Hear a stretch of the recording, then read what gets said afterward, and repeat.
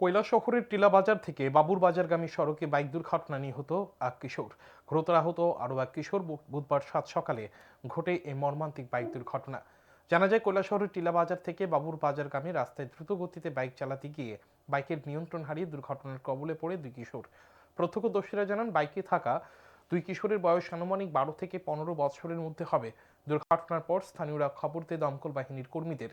দমকল বাহিনীর কর্মীরা আহত দুই কিশোরকে উদ্ধার করে ঊনকোটি জেলা হাসপাতালে নিয়ে যায়। সেখানে কর্তব্যরত চিকিৎসকরা এক কিশোরকে পরীক্ষা নিরীক্ষার পর মৃত বলে ঘোষণা করে দেন। অপর কিশোরের অবস্থা আশঙ্কাজনক বলে জানা যায়। ঘটনাকে কেন্দ্র করে এলাকা জুড়ে শোকের ছায়া নেমে এসেছে।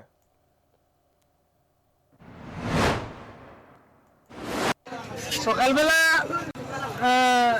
অ্যাক্সিডেন্টের শব্দ পাইয়া আমরা প্রত্যেক গ্রামের সব মানুষ আইয়া গেছি যে দুইটা স্টুডেন্ট যেমন লগভগ 12 থেকে 13 বছরের এরকম নানিবা এরকম দুইটা ছেলে মানে একদম বাইকটি এখনো আছে অ্যাক্সিডেন্ট করিয়া মানে এখানে ফালাইন অবস্থা আসলো। আমরা এখানে আইয়া স্পটে আইয়া ফায়ার সার্ভিস কল করি, করার পরে ফায়ার সার্ভিস তারা আইয়া তারা উঠিয়া দেই, তারা লইয়া গেছে বর্তমানে ডিস্ট্রিক্টে লইয়া গেছে। দুইজনও মানে আশঙ্কাজনক বাচ্চারা আমরা বুঝিয়েন না কোনো